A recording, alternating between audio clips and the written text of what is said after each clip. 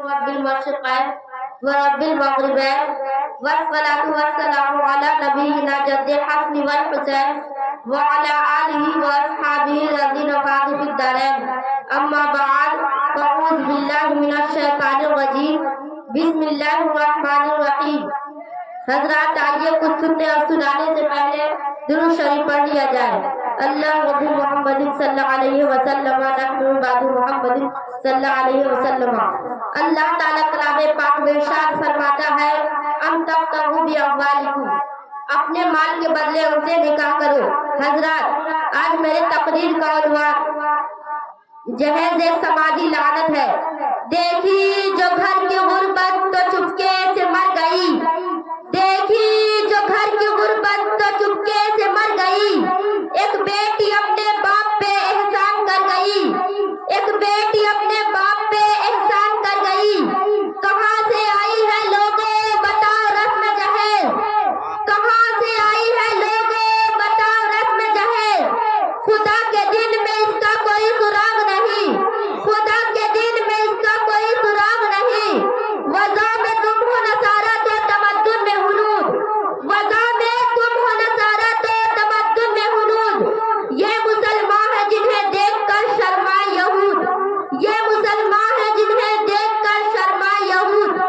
انسانی تاریخ کا جائزہ لیا جائے تو ہر دور میں کوئی نہ کوئی فتنہ رونما ہوتا رہا، اور اس فتنہ کے سبب کے لیے اللہ تعالیٰ اپنے کسی نہ کسی نیک بندے کو پیدا کروایا.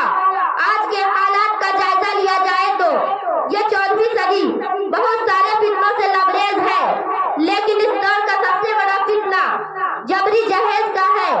آج اس سماجی لعنت کی وجہ سے ہزاروں لاکھوں بیٹیاں فسکیاں لے رہی ہے. آج اس لعنت کی وجہ سے بہت ساری لڑکیاں ادھیر عمر کو پہنچنے کے باوجود غریب باپ کے گھر کنواری بیٹھی ہوئی ہے. بڑے افسوس کے ساتھ مجھے کہنا پڑ رہا ہے آج اس فتنہ میں ہمارے سماج کا 95% طبقہ ملوث نظر آ رہا ہے. اللہ تعالیٰ کلام پاک میں ارشاد فرماتا ہے الرجال قوامون علی النساء بما فضل اللہ بعضهم علی